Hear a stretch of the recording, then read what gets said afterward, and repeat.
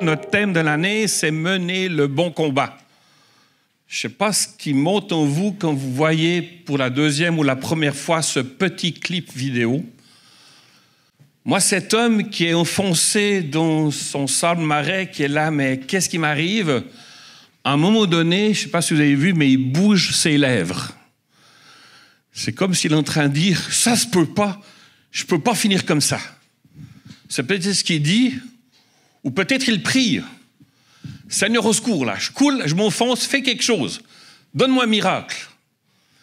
Puis ses lèvres finissent de parler, on ne sait pas ce qu'il dit, mais j'ai l'impression, moi, qu'il prie. Puis à ce moment-là, il regarde au-dessus de lui et il voit une branche. Il peut s'accrocher, puis il est délivré. Il lève sa tête, c'est la branche du salut. Mener le bon combat passe par la prière, passe par regarder à Dieu. Parce que Dieu ne veut pas qu'on reste dans l'état dans lequel on est ce matin.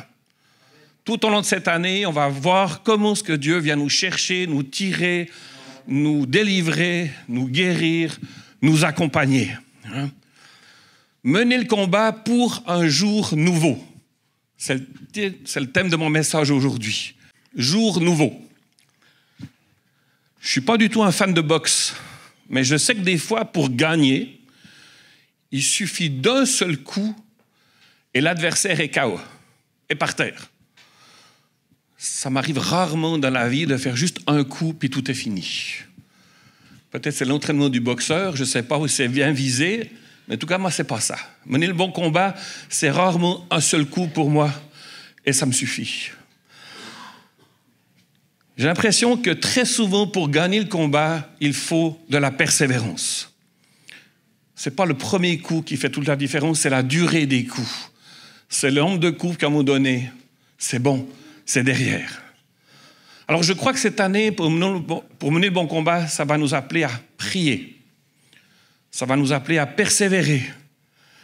Ça va nous appeler, comme cet homme enfoncé dans le marais, à regarder plus haut, à mettre notre foi, notre confiance en Dieu. Tout ça, ce sont des outils. Puis je pense que si je fais un petit sondage, si je viens vers chacun d'entre vous, je dis, écoute, souviens-toi, tu avais peut-être entre 9 mois et 15 mois, ça dépend des personnes, puis ce jour-là, que tu avais entre 9 mois et 15 mois, tu t'es pas sorti de ton lit, puis tu as dit, aujourd'hui, je me décide à marcher. Aujourd'hui, c'est mon jour, ça va faire plaisir à papa, maman, je marche. On sait tous qu'il a fallu un peu d'entraînement. On sait tous qu'il a fallu des fois se relever après être tombé. On sait qu'on a tous eu besoin d'encouragement pour oser se lâcher. Je veux dire, quand on était petit, quand on tombait, on se relevait. Mais j'aimerais dire, en tant qu'adulte, on peut tomber, puis on peut aussi se relever. Mener le bon combat, c'est pas rester assis, puis c'est fini.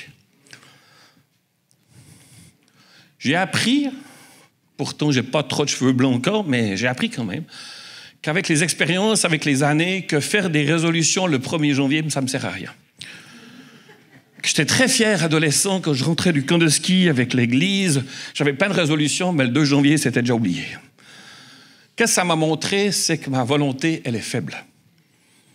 Elle n'est pas toujours fiable. Mais c'est pas une révolution qui me fait gagner, mais c'est une conviction qui m'encourage à persévérer, à mener le bon combat. Vivante et efficace, c'était notre thème de l'année passée. Ça m'a rappelé une évidence, que toute transformation de mon caractère, que tout changement intérieur, que j'ai besoin de grandir, c'est non pas ma résolution, mais c'est la résolution de Dieu qui travaille en moi, qui fait de nous des gens debout, qui vient nous chercher en tout cas. Puis comme je l'ai dit dimanche passé, quand Dieu dit non, c'est non. Quand Dieu dit oui, c'est oui. Si vous vous souvenez le petit jeu qu'on a fait, ni oui ni non. Des fois Dieu dit non. Des fois Dieu dit oui, mais c'est son plan qui agit dans nos vies. Alors mener le bon combat, c'est quoi? Pour moi, c'est un engagement. C'est une lutte.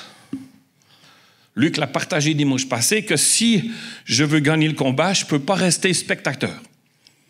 Je ne peux pas être neutre. Puis ça m'a cherché mes racines suisses. La neutralité, je crois que c'était bien, mais de plus en plus, je me rends compte que ce n'est pas si bien que ça. Parce que si je refuse de me battre, ben je vais perdre. Donc je dois me positionner. Sinon, c'est l'adversaire qui va prendre le dessus. Puis la défaite m'attend. Alors cette année, ensemble, je vais dire, menons le bon combat en choisissant de nous lever, de dire non, de nager à contre-courant, parce que 2025 veut être un jour nouveau pour chacun. Si vous suivez le sport un peu comme moi, vous voyez ces derniers jours, ces 2 dernières semaines, les Canadiens de Montréal. Ils nous surprennent. Ils ont gagné des matchs que personne disait, c'est impossible. L'équipe qu'ils ont là, de toute façon, ils vont perdre. Mais ils ont gagné, sauf hier soir, OK, en fusillade. Mais qu'est-ce qui se passe dans cette équipe? Je fais des suppositions, il y a peut-être un meilleur esprit d'équipe. Il y a une confiance des joueurs les uns vers les autres. Il y a des espoirs qui enfin performent. Il y a surtout, je pense, un entraîneur qui sait relever la force de chaque joueur. Mais je crois aussi une discipline, une persévérance dans l'apprentissage du sport. Probablement un mélange de tout cela qui crée un jour nouveau. Les journalistes commencent à dire « peut-être qu'on pourra participer aux séries ». Waouh, du jamais vu depuis 3 ans. La Coupe Stanley, on va l'attendre encore, mais il y a peut-être quelque chose. Alors, les Canadiens, peut-être, nous inspirent quelque chose. Mener le bon combat, ce n'est pas s'arrêter sur une défaite, c'est s'encourager, c'est persévérer. Puis quand on a choisi ce thème avec Luc, Michael, Nathalie, je me mener le bon combat, mais oui, mais ça sert à quoi? Est-ce qu'il y a une récompense qui nous attend? Pourquoi mener le bon combat? Oui, on a tous besoin d'aller un peu mieux, on veut tous quitter nos marais, nos salles mouvants, mais est-ce qu'il y a quelque chose de plus? Puis, c'est un des derniers livres de la Bible, l'avant-dernier chapitre, nous parle d'un repas des noces, un festin. Puis j'aimerais juste vous lire quelques versets dans Apocalypse 21. « Je vis un nouveau ciel, une nouvelle terre. Le premier ciel et la première terre avaient disparu, la mer n'existait plus. Je vis descendre du ciel, d'auprès de Dieu, la ville sainte, la nouvelle Jérusalem, préparée comme une mariée qui s'est faite belle pour son époux. J'entendis une voix venant du ciel qui disait « Voici le tabernacle de Dieu parmi les hommes. Dieu habitera avec eux. Ils seront son peuple. Et Dieu lui-même sera avec eux. Il sera leur Dieu. Il essuiera toute larme de leurs yeux. La mort ne sera plus. Il n'y aura plus ni deuil, ni cri, ni douleur, car tout ce qui existait avant a disparu. Celui qui était assis sur le trône dit « Voici que je fais toutes choses nouvelles. » Waouh! Si c'est ça, mener le bon combat, ça vaut la peine. On est attendus tous à un festin, à un repas. Puis à un moment donné, avant de vivre ce repas, c'est seul Dieu le sait, le timing, le bon temps. Dieu va dire à Jésus, c'est bon, tu peux aller. Tu peux aller rechercher ta fiancée, ton église. Tu peux aller nous rechercher. Puis Jésus nous reçoit à sa table. Et pour l'éternité. Waouh! Le bon combat, on va vivre un festin. Sans prendre du poids. À cette table, c'est Dieu en personne qui sera là. Puis qu'est-ce qu'il nous dit? Il va essuyer toute larme. Qui va supprimer définitivement la mort, les cris et de la douleur. Pour moi, ces 4 mots, je les répète, larmes, mort, cris, douleur. Ça indique que tout n'a pas été facile. On n'est pas né puis tout de suite victorieux, tout est bon. Toute notre vie sur Terre est pleine d'épreuves, de défis, de montagnes à traverser, à escalader. Tout n'a pas été facile.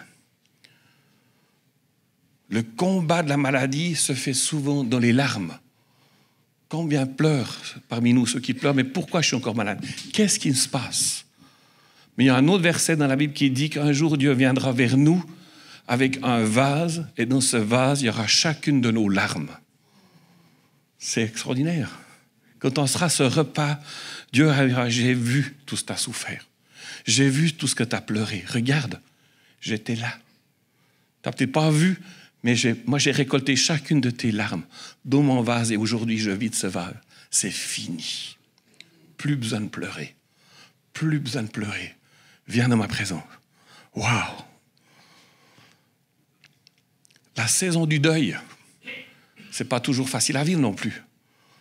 La mort n'existera plus. Il y a plus... Quelqu'un va disparaître. Ah, fini. On sera vivant.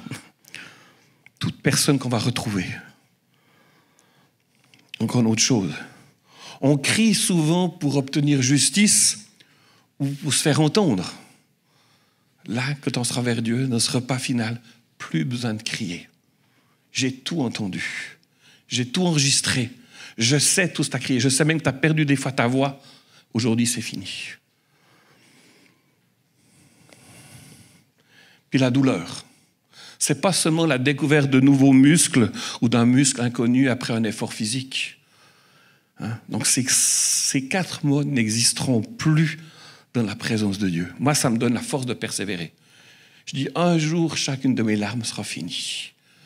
Un jour, j'aurai plus besoin de crier, Seigneur, mais jusqu'à quand? Un jour, la douleur sera derrière. Waouh! Exactement, merci Louis, pour l'éternité. C'est Jésus qui nous dit, je fais le premier pas en venant vers toi. Aujourd'hui, je t'offre ma consolation au lieu des larmes. Aujourd'hui, je t'offre ma vie et non la mort. Aujourd'hui, mes mots d'amour vont remplacer les cris d'abandon. Et ma paix va remplacer le vide des douleurs. Ces 4 mots-là, on sait qu'ils ne vont plus exister pour toujours, un jour, dans l'éternité, mais on peut déjà les goûter aujourd'hui. On peut déjà vivre aujourd'hui une partielle de cette vérité-là. Mais si ça veut dire ça m'encourage, mais il y a aussi une autre réalité. C'est qu'il existe une destination qui ne me fait pas du tout rêver. Je parle de l'enfer. Ça existe vraiment. La Bible décrit comme un étang ardent de feu et de soufre. Personne n'est allé déjà à l'enfer, je ne crois pas, à part le diable qui est vraiment l'enfer, mais personne n'est revenu pour décrire. Je dirais que l'enfer, pour moi, c'est un lieu où Dieu est totalement absent. Heureusement. Mais sur terre, certains, on vit tous des fois un enfer. Et c'est épouvantable, c'est dur. Mais sur terre, Dieu peut encore éteindre nos enfers en éteignant les feux. Il peut encore agir. Il veut nous sortir comme cet homme du marais qui veut, je viens, je souffre avec toi, je veux te sortir de là. Mais la seconde mort, l'enfer, Dieu ne pourra plus jamais manifester son amour. À un moment donné, il y aura une porte qui va se fermer. C'est la justice de Dieu qui va se faire entendre. Alors ce matin, peut-être là, mais moi je suis de quel côté? J'ai une bonne nouvelle, le festin, c'est pas besoin d'attendre ta mort, tu peux déjà le goûter aujourd'hui.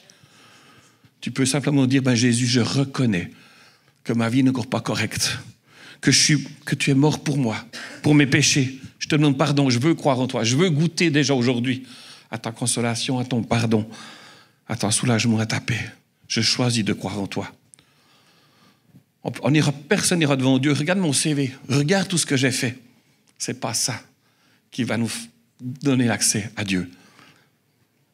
Le premier qui est arrivé dans l'éternité, le premier qui est arrivé au paradis, c'est un des 2 criminels sur la croix. Lui, il mourrait d'une façon terrible mais juste. La loi romaine t'a fait une faute grave, condamné à la croix. Puis qu'est-ce que Jésus lui dit? Quand cet homme sur la croix dit, mais tu peux te souvenir de moi, s'il te plaît, quand tu arriveras au paradis, parce que je mérite de mourir, mais je vois qu'en toi, il y a quelque chose de plus. Je veux goûter à ce que tu as dit. C'est peut-être moins une, mais je veux goûter. Est-ce que je peux goûter? Puis qu'est-ce que Jésus lui dit? D'abord, il demande, souviens-toi de moi quand tu viendras dans ton règne. Et Jésus lui répondit, je te le dis en vérité, aujourd'hui tu seras avec moi dans le paradis. Waouh!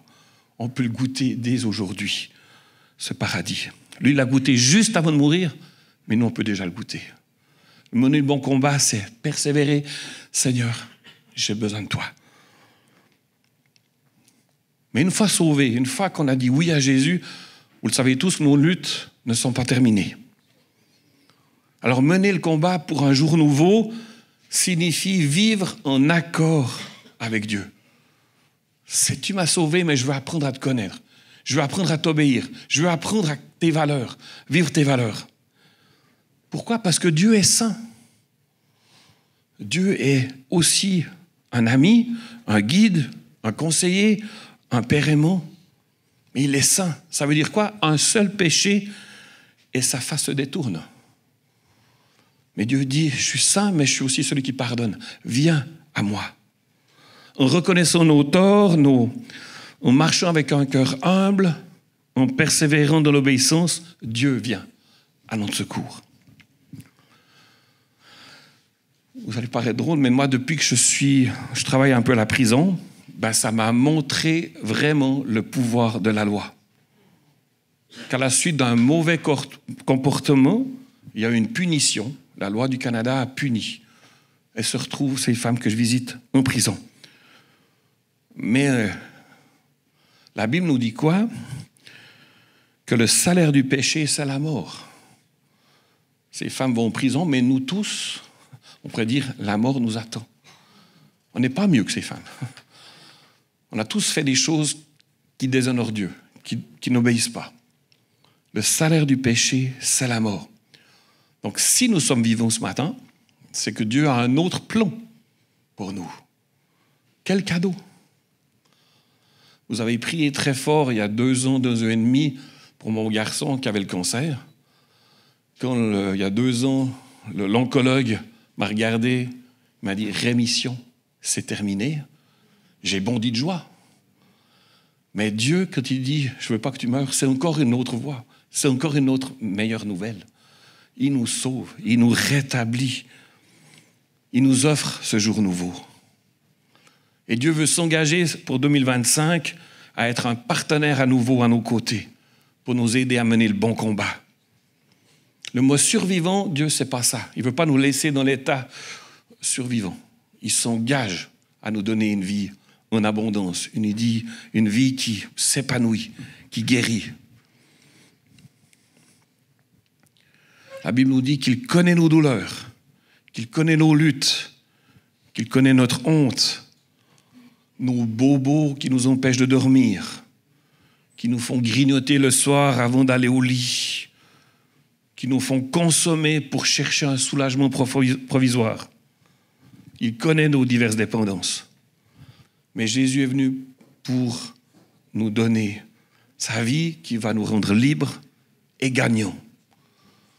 2025, ce n'est pas une année en vain, comme disait Michael hier. Ce n'est pas une année vain, c'est une année nouvelle pour un jour nouveau. Il veut nous équiper. Puis son équipement, on le trouve où? On a vu l'année passée, il se trouve dans la Bible. Alors comment la parole de Dieu, vivante, efficace, si ça vous rappelle quelque chose, peut-elle nous aider à mener le bon combat? Certains d'entre vous savent que j'aime faire des acrostiches avec les mots. Alors j'ai repris le mot vivante et comment est-ce que la Bible peut nous aider à mener le bon combat? Alors V, quand je lis la Bible, moi, elle est vraie. Elle est pleine de vérité. Tout ce qui est dit dans la Bible, ça va s'accomplir. Certaines choses se sont déjà accomplies, d'autres vont s'accomplir, mais encore aujourd'hui, je suis la vérité, nous dit Jésus. Donc, cherchons, pour mener le bon combat, c'est allons chercher dans la Bible. C'est vrai. On va recevoir des outils pour nous aider.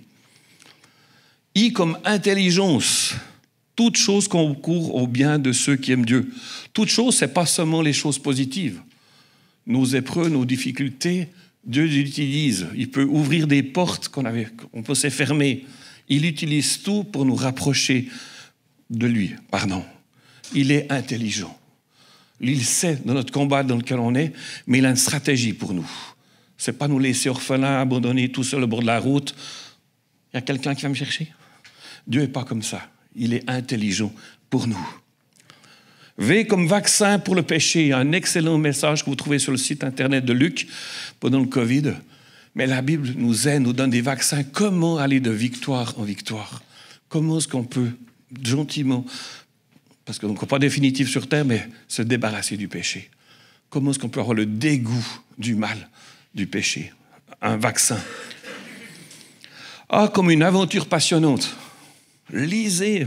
Vous allez voir plein de personnages qui ont vécu toutes sortes d'histoires. C'est notre histoire aussi qui peut être racontée dans la Bible. Dieu a une aventure pour chacun. Nutriments nécessaires. On a besoin de vitamines, on a besoin de force, on a besoin d'encouragement.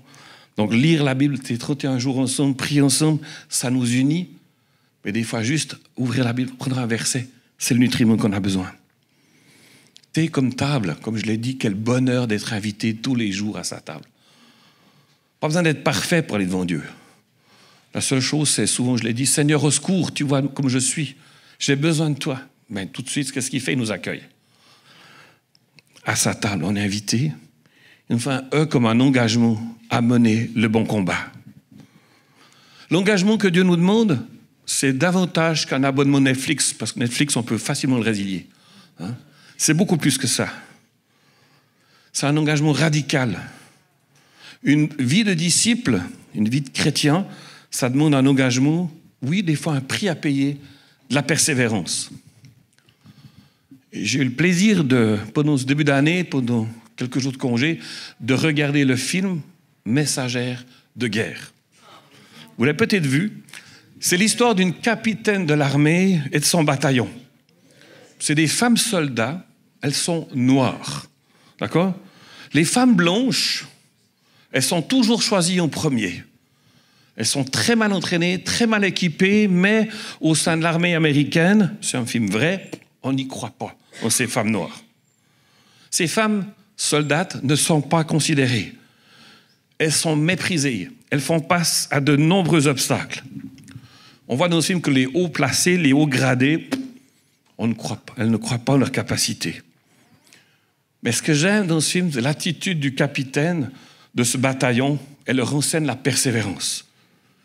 Elle est persuadée qu'un jour nouveau viendra et le monde verra avec surprise leur faculté de mener de bons combats. À la fin de ce film, on voit la réalité.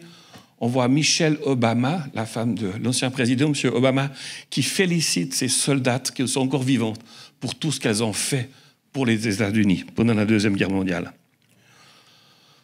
Enfin, 45 ans, 50 ans, même plus, 70 ans presque après, elles sont honorées pour ce qu'elles ont fait.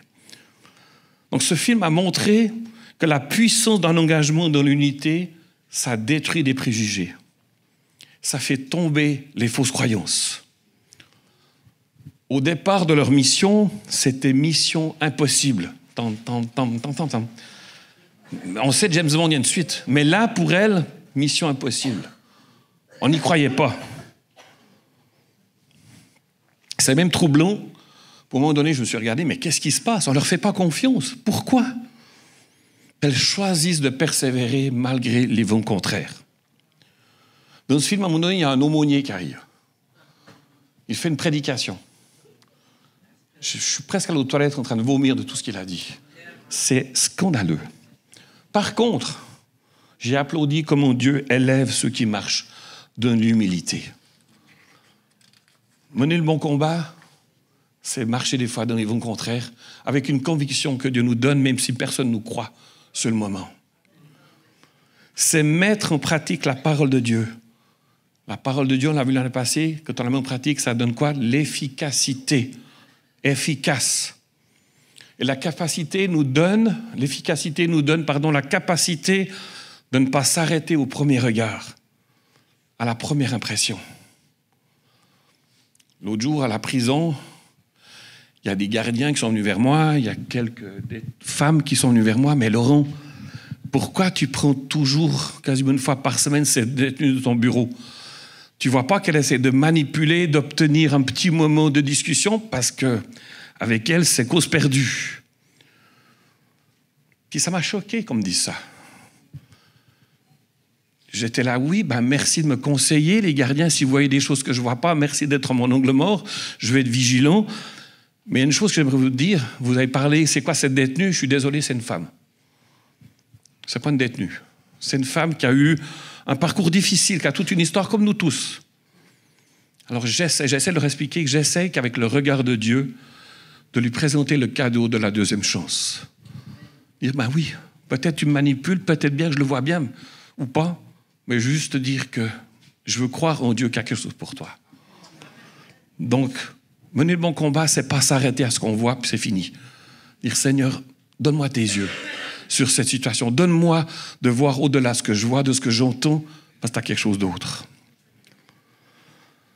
Mener le bon combat, c'est chercher la victoire et non une défaite honorable. Oh, il a juste perdu. Non. Dieu veut plus qu'une défaite honorable. Il veut nous amener en victoire.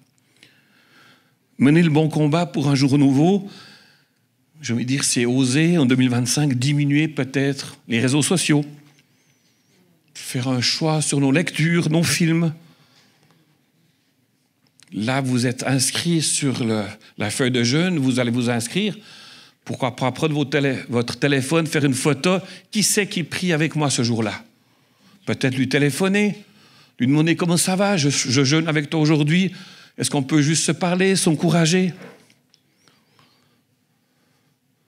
Mener le bon combat pour un jour nouveau, j'ai envie de dire, c'est décider de pardonner ce qui semble impardonnable.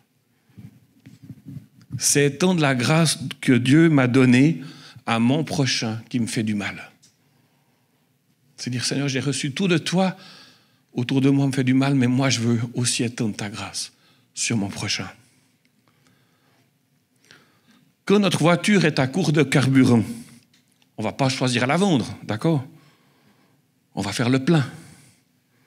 Mais mener le bon combat, j'ai envie de dire, c'est pas abandonner, c'est laisser l'amour de Dieu se manifester au travers de nous.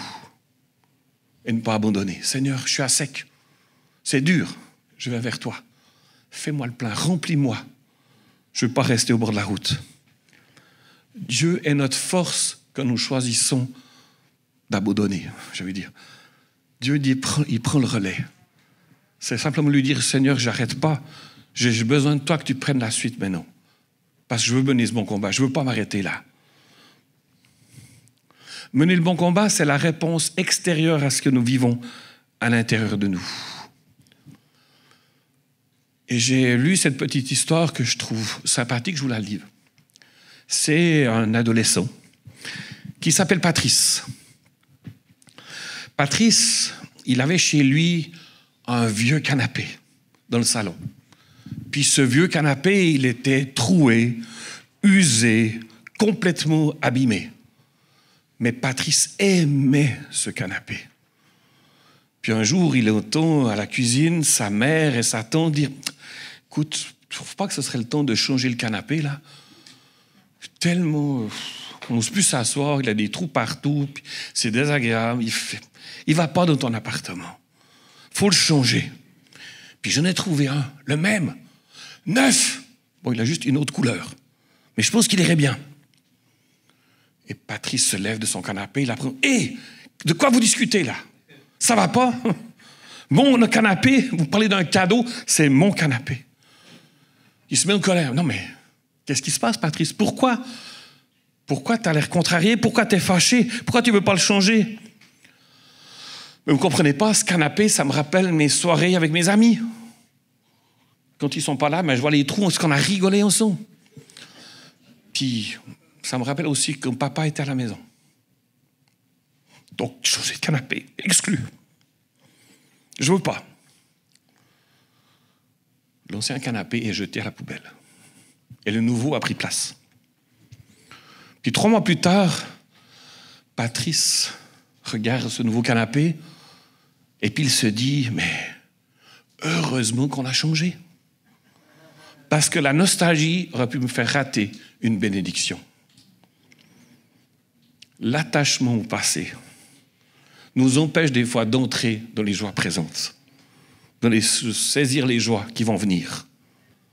Même si hier était bien, aujourd'hui, de nouvelles bénédictions nous tendent les bras. 2025, c'est ça. C'est pas la nostalgie de hier, c'est Seigneur, tu as quelque chose de nouveau pour moi. Mener le bon combat, c'est être prêt à passer à un jour nouveau. Puis c'est pas facile. Hein?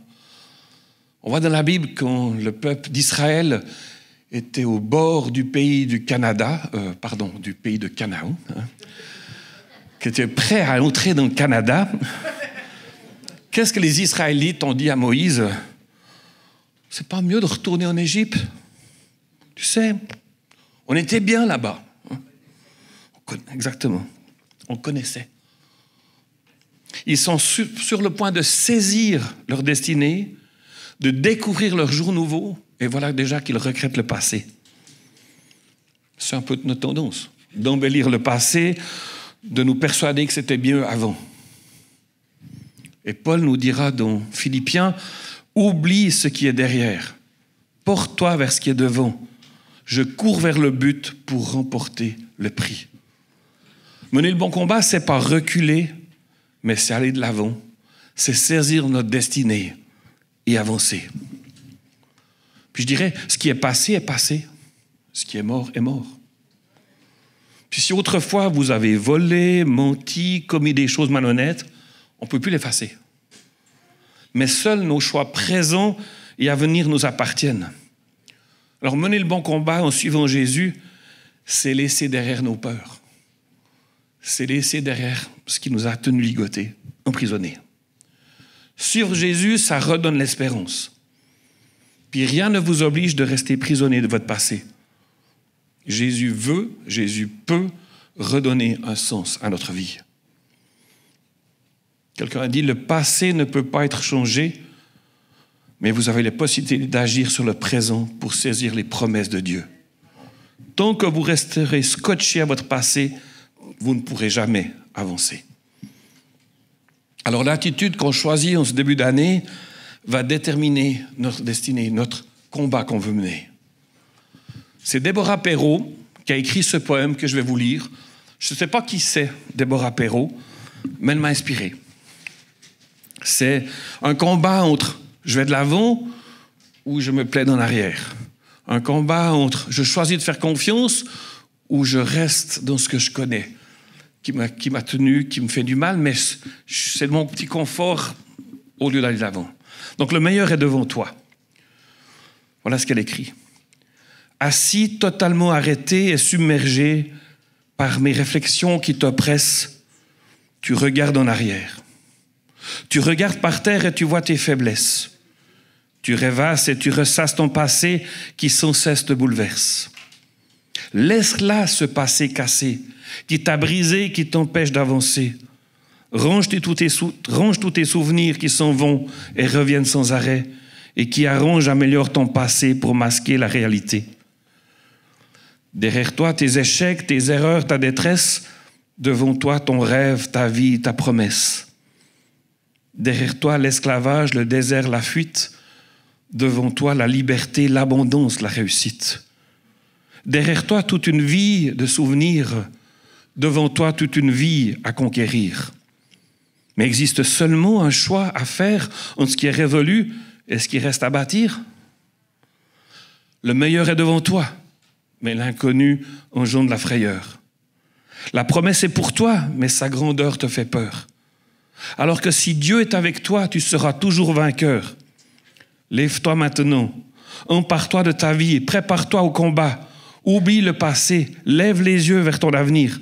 Tout est possible par la foi. Aujourd'hui, tu te réveilles, un jour nouveau se lève et tu t'émerveilles. Car devant toi, l'Éternel, ton soleil t'éclaire, une destinée nouvelle. L'excellence est là, le meilleur est à ta porte. Fais simplement le premier pas. Dieu t'entraînera dans ce pays qu'il t'a promis. Cette vie conçue rien que pour toi. Devant toi. Menez le bon combat. Puis j'arrive bientôt au bout, très bientôt de ma prédication. Mener le bon combat relève en fait notre confiance en Dieu. Une des premières choses, je crois que je vous l'ai déjà dit, quand je suis arrivé au Canada avec Jeunesse en mission, on m'a dit, Laurent, retiens cette phrase. Heureux les souples, car ils ne seront pas brisés. Waouh! J'ai compris par là que tout n'était pas décidé à l'avance. Que ma foi en Dieu devait évoluer. Le Dieu que je connaissais en Suisse à être le même au Canada, mais il veut m'amener plus loin. Heureux les souples. Dieu est étonnant. J'aimerais t'inviter en 2025, encore une fois, à te laisser surprendre par Dieu. Parce que Dieu veut nous offrir un meilleur lendemain. Il est en train d'écrire notre histoire d'un jour nouveau. Si tu vois un ami qui est dans la difficulté, prie, Seigneur, merci parce que tu es en train d'écrire quelque chose de nouveau dans sa vie. Tu ne vas pas le laisser comme ça. Tu ne vas pas le laisser s'éteindre. Tu es en train d'écrire un chapitre. Je veux avoir cette foi. Un jour nouveau. Mener le bon combat, c'est croire que Jésus est capable encore de nous émerveiller. Comme on l'a chanté tout à l'heure. Je vais dire en 2025, soyons encore une fois des enfants pressés de vivre des expériences. Peut-être on se rappelle tous, quand on était enfant, la première fois qu'on a vu un feu d'artifice, à part la peur, ou quand on a vu un petit poisson rouge dans un bocal, ou quand on a vu, je sais pas, des bulles dans l'eau, on était émerveillés. Encore. Je veux dire, en 2025, soyons pas comme des ados qui disent souvent « bof ». Ouais. On a tous passé par là. Hein? C'est une étape nécessaire, je crois, pour grandir. Mais soyons des enfants qui s'émerveillent devant le combat qu'on mène parce que Dieu a quelque chose de bon pour nous. Oui, la vie n'est pas simple. Oui, elle a son lot de défis. Les vents contraires font partie de la vie. Puis parfois, l'usure peut nous faire plier, nous décourager, nous arrêter. Mais je crois que la parole de Dieu est créatrice. Lisons-la. Elle va nous rendre capables de nous relever, de nous fortifier et de nous aider à mener le bon combat. Alors je termine cette fois vraiment en nous invitant à croire que Dieu a encore des bénédictions pour chacun de nous. Soyons persévérants dans une attente de son intervention dans nos vies. La Bible nous dit dans Psaume 33, Dieu dit et la chose arrive, il ordonne et elle existe. Alors le Saint-Esprit nous conduit toujours au bon endroit. Si une porte se ferme, c'est que Dieu a une meilleure destination. Faisons-lui confiance pour un jour nouveau. Amen.